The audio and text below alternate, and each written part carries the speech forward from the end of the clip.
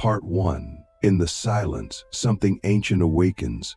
There is a moment in every loner's life when they vanish. Not physically, but energetically. You withdraw. You turn inward.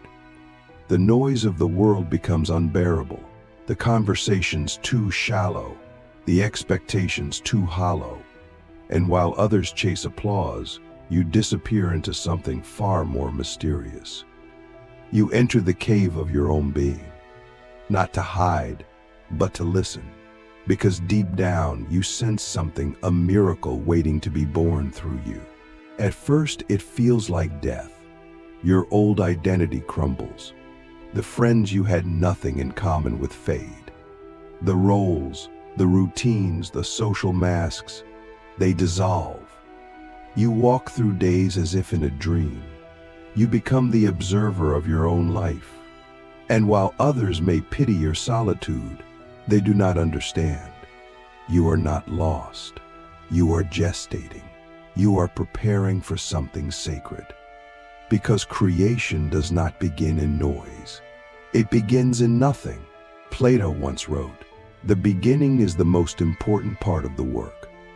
And yet beginnings often look like endings. This is the paradox of evolution. What looks like absence is the womb of presence. What looks like disconnection is the seed of divine connection.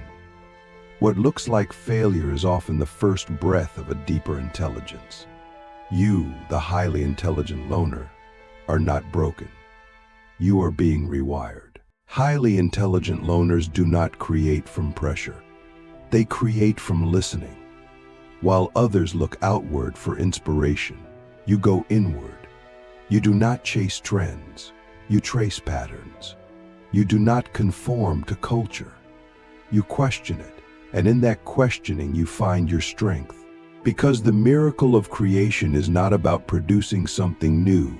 It is about remembering something eternal that the world forgot. Let us ask a question that few dare to ask. What if your isolation is not a prison, but a portal? What if the silence you fear is where your genius lives? What if the very traits you were told to suppress, your intensity, your sensitivity, your depth, are the keys to unlocking a form of intelligence the world is starving for? In a society addicted to distraction, presence becomes rebellion. And you in your solitude are staging a quiet revolution. But solitude is not enough. It must become sacred. You must treat your time alone not as a void, but as a temple. No distractions, no numbing. Just you, your thoughts, your body, your breath. This is the soil in which the miracle grows. And the miracle is not just what you create. It is who you become in the process. The highly intelligent loner is not just a thinker. You are a vessel, a channel, a translator of the unseen. Click subscribe to this channel to get more profound insights. Friedrich Nietzsche said, "You must have chaos within you to give birth to a dancing star." That chaos is not a flaw. It is creative energy in raw form, but it must be refined, observed, danced with. And that dance begins with discipline. Not the discipline of force, but of focus. You must learn to hold your attention like a sacred flame. Because in the age of fractured minds, sustained attention is a superpower. And through that attention, you begin to see what others miss. You see the subtle connections between things. You sense meaning where others see randomness. You hear music in silence. You perceive beauty in decay. You feel depth in simplicity. And all of these perceptions are not accidents, they are ingredients. You are gathering fragments of eternity, and through your observation, you are forming something original. Something that could only come through you. But here is the secret. Creation is not a performance. It is a communion. You are not creating for applause. You are creating as a response to something invisible that whispers to you in moments of stillness. You feel the pull. You feel the ache. You feel the need to give form to what has no form. And in that act, you are not just making something. You are remembering who you are. This is why highly intelligent loners often seem strange to others. You are not playing the same game. While others seek validation, you seek vision. While others seek status, you seek soul. And that seeking takes you to places most people never dare to enter. Dark places, beautiful places, mysterious places. But it is in those places that the miracle begins to stir. So what do highly intelligent loners do differently? They create from chaos, not control. They embrace solitude, not as escape, but as initiation. They listen more than they speak. They ask questions that make others uncomfortable. They express truth even when it costs them everything. And most of all, they trust their inner compass more than the noise of the crowd. But this path is not without cost. The deeper you go, the more alone you may feel. The more awake you become, the more asleep the world seems.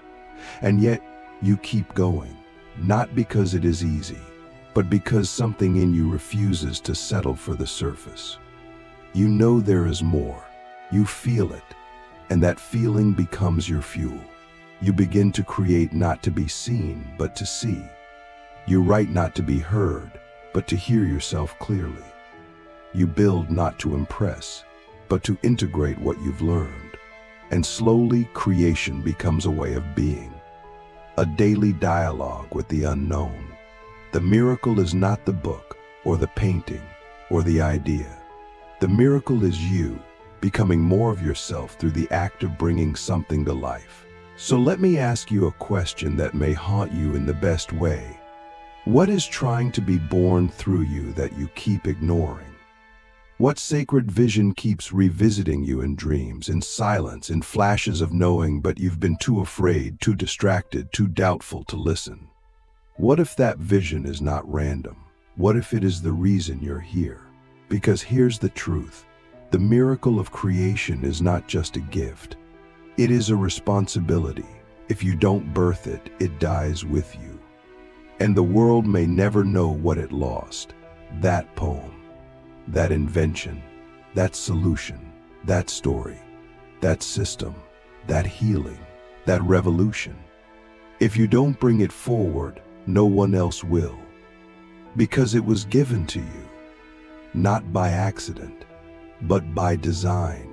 In the next part, we will explore the secret rituals of the highly intelligent loner, how they protect their energy, refine their focus, and turn inner chaos into outer clarity. We will go deeper into the mechanics of creation and the psychology of genius. Because remembering is only the beginning. The miracle must now be built. Part 2. The sacred mechanics of genius. There is something quietly sacred about the way highly intelligent loners create. It is not loud. It does not seek validation. It does not arrive with fanfare. But it leaves echoes, deep onas, not just in the form of ideas or inventions or art, but in the shift of consciousness it generates. Because when you create from the deepest part of your being, you don't just make something, you transmit something, something ancient, something disruptive, something undeniably real. The world often misunderstands the genius of the loner. They confuse your solitude with sadness, your silence with indifference, your distance with arrogance. But they don't see the inner cathedral you are building. They don't see the daily discipline, the sacred rituals, the invisible battles you fight to protect your clarity. Because clarity is rare. And in a world addicted to confusion, your clarity becomes dangerous. Highly intelligent loners do something that seems almost mystical. They guard their energy like a monk guards a flame in a storm. They know that attention is not just a mental resource. It is life force. And so they do not give it away cheaply. They do not scroll endlessly. They do not chase dopamine hits. They choose their inputs with surgical precision. Every conversation, every piece of content, every sound, all of it is curated to serve a higher function. Inner alignment. Marcus Aurelius said, "The happiness of your life depends upon the quality of your thoughts." But how can thoughts be high in quality if the mind is constantly contaminated? The highly intelligent loner understands this. They create space between input and output. They spend more time in silence than most people can tolerate. They do not fear boredom. They use it. Because boredom is not the absence of stimulation, it is the doorway to genius. You might ask, how does one protect this sacred space in a world that constantly demands your attention, your opinion, your availability? The answer is brutal, but liberating. Boundaries. Not just with people, but with yourself. The loner learns to say no, not out of rudeness, but out of reverence. Reverence for their time. Reverence for their clarity. Reverence for the miracle they are silently building. There is a discipline to this lifestyle. Wake up, breathe, observe the mind before the world invades it. Write what you see. Feel what emerges. Honor the truth, even when it contradicts your plans. The loner does not force creativity, they invite it. They create the conditions in which it can emerge. And those conditions are not always comfortable. Sometimes they require isolation. Sometimes they demand grief. Sometimes they awaken existential dread. But through it all, the loner remains committed. This commitment cannot be faked. It is not for show. It is a vow made in silence, a pact with the unknown, a willingness to let go of societal timelines, peer approval, and conventional metrics of success in order to pursue something deeper, truer, riskier. What the loner understands is that real creation costs something. It costs comfort. It costs conformity. It costs the illusion of safety. But what it gives in return is priceless, authentic power. Let us ask a deeper question now. What if your inability to fit in is not a defect, but a clue that your system was never designed to function within the current paradigm? That your restlessness is not a problem to be medicated, but a signal to be decoded? That your pattern of withdrawing is not weakness, but preparation? What if your whole life has been the slow unfolding of a design that the world is not yet ready to recognize? The loner doesn't just create things. They create systems, ways of living, ways of thinking, ways of being. You are not just trying to make art or write a book or launch an idea. You are trying to birth a new logic, one that integrates mind and soul, one that honors complexity, one that makes room for paradox. And this kind of creation does not happen in the rush of deadlines. It happens in the slow burn of inner revolution. Aristotle said, knowing yourself is the beginning of all wisdom.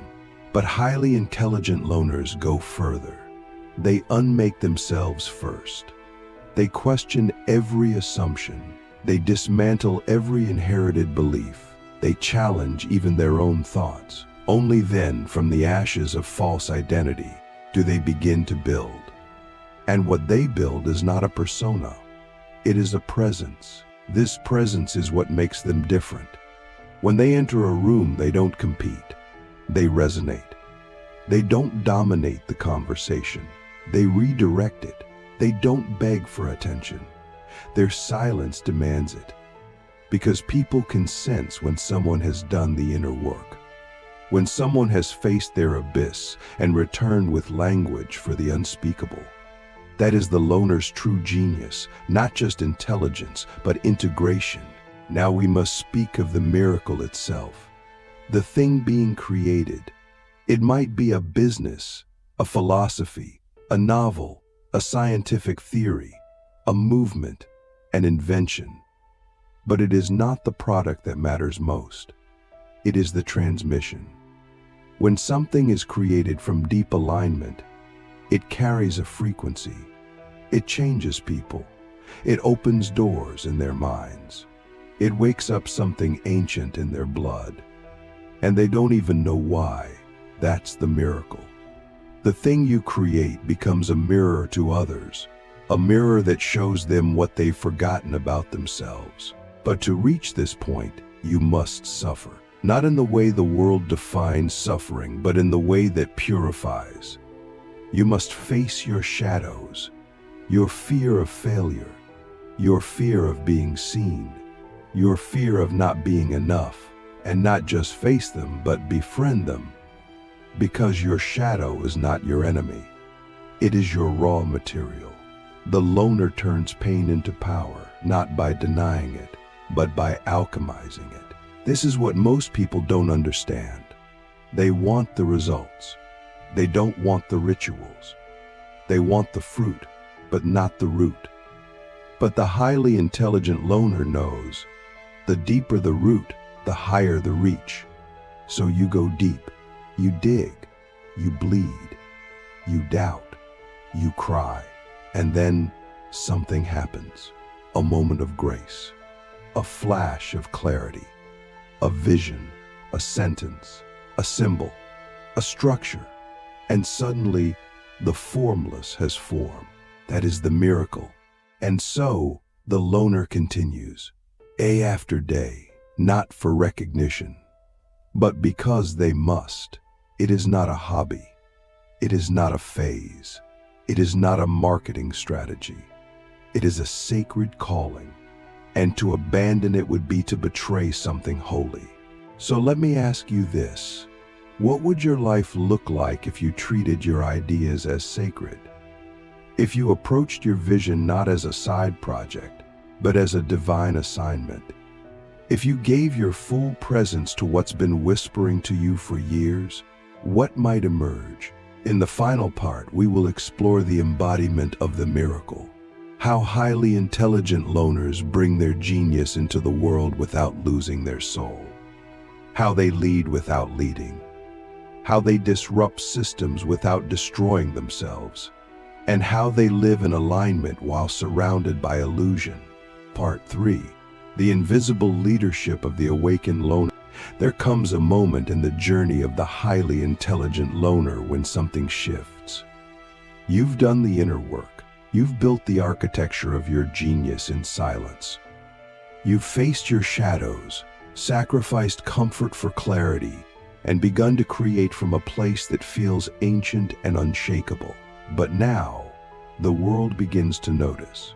Not because you shouted, not because you asked for attention, but because the frequency of who you've become can no longer be ignored. This is the paradox of the awakened loner. You never wanted to lead, but now you find yourself leading without trying. People are drawn to your stillness, to your clarity, to the way you move through chaos without losing your center. And they don't know why. They just feel something different around you, a gravitational pull, a presence that reorders the room. And that presence wasn't cultivated in the spotlight. It was forged in the furnace of solitude. Lao Tzu said, when the best leader's work is done, the people say, we did it ourselves. This is the invisible leadership of the loner. You don't micromanage. You don't impose. You donate, dominate. You embody. You live your truth so fully, so unapologetically, that it gives others permission to do the same.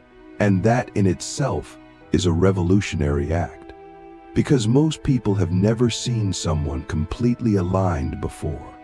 When they do, it either inspires or threatens them. Sometimes, but this stage of the journey comes with new challenges. The more visible you become, the more tempting it is to compromise, to dilute your message for mass appeal, to soften your truth so it doesn't offend, to pretend you're less than you are to make others comfortable. And this is where many fall. They trade authenticity for approval. But the highly intelligent loner knows better. You've already tasted the emptiness of pretending. You've already died once to be reborn. You won't betray yourself again. So you move differently now. You speak less, but every word cuts through the noise. You create not for attention, but for alignment. You no longer need to be everywhere. You just need to be where you're needed. And often, that's not in the places of power, but in the silent corners where true transformation begins. You become a frequency holder, a transmitter, a living reminder of what's possible when someone chooses truth over comfort. But let's be clear, this is not an easy path. You will still feel misunderstood. You will still be labeled as too intense, too serious, too sensitive, too complex. You will still have moments of doubt, moments where you wonder if you've gone too far off the map. And in those moments, you must return to your center. You must remember why you began. You must ask yourself, am I living from alignment or from fear, from soul or from strategy? The awakened loner learns to navigate the world like a mystic in a marketplace. You know how to play the game, but you're not of the game. You can speak the language of systems, but you don't live by their rules. You are fluent in the culture, but loyal only to your inner compass. People may try to pull you into their agendas, their timelines, their illusions. But you've seen too much. You've gone too deep. You can't unsee what you've seen. Albert Camus once wrote, "In the midst of winter I found there was, within me, an invincible summer." That is your essence. You've become your own source of light, your own source of truth. You are no longer waiting for rescue. You are no longer outsourcing your sanity. You've built your own ecosystem, one thought at a time, one boundary at a time, one sacred ritual at a time. And now you move through the world like a quiet storm, calm on the surface, but carrying the force of 1,000 lifetimes underneath. This is the miracle fully embodied. But embodiment is not the end. It is the beginning of a new kind of responsibility. Not to others, but to your frequency. You must guard it, nourish it, refine it. Because the more you grow, the more subtle the traps become. The ego will try to hijack your genius. The world will try to monetize your soul. And your own mind will tell you to play it safe. But safety is no longer your God. Truth is. So what does it look like to live this truth every day without apology? It means you build your life around your nervous system, not around external expectations. You honor your energy before your calendar. You say no without guilt. You walk away when your soul says it's time. You create from overflow, not obligation. You rest when others rush. You speak when silence would betray the message. You stay rooted when everyone else is spinning. And you never ever betray your inner knowing for temporary comfort. This way of living is not glamorous. It won't always look successful, but it will feel true. And truth, when fully inhabited, becomes magnetic. People will begin to ask you how you do it, how you stay calm, how you stay inspired, how you keep creating in a world that feels like it's falling apart. And your answer won't be a formula. It will be a presence, something they feel just by being near you. This is how you lead. Quietly, powerfully, authentically.